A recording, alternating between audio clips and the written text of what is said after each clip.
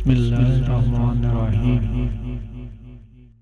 حضرت علی رضی اللہ تعالیٰ عنہ کا شفا پانا۔ رات کی تاریکی چھا چکی تھی اور مکہ اپنی گھاٹیوں کے ساتھ تاریک اندھیرے میں چھپ چکا تھا۔ اس دوران قریشی نوجوان علی بن ابی طالب کرم اللہ وجہہ نے اپنی لاٹھی کندھے پر ڈالی اور رات کے اندھیرے میں لوگوں سے چھپا کر رخت سفر باندھا۔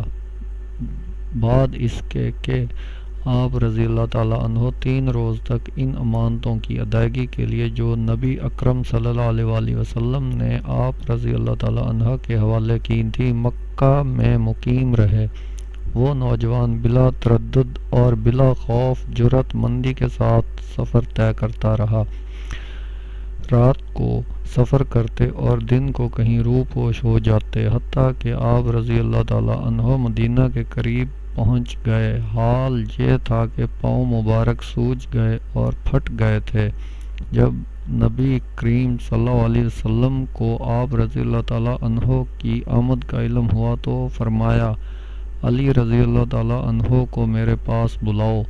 عرض کیا گیا کہ وہ پیدل نہیں چل سکتے، زیادہ چلنے کی وجہ سے ان کے پاؤں متورم ہیں۔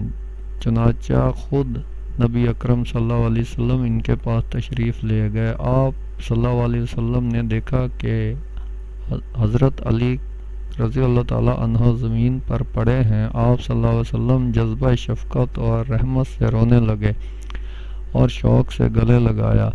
پھر حضور صلی اللہ علیہ وسلم نے اپنے دست مبارک پہ لعاب دہن ڈال کر حضرت علی رضی اللہ تعالیٰ عنہ کے قدموں کو لگا دیا تو وہ اس سے بالکل ٹھیک ہو گئے۔ پھر حضرت علی رضی اللہ تعالیٰ عنہ کو تا دم حیات اپنے قدموں میں تکلیف نہیں ہوئی تھی۔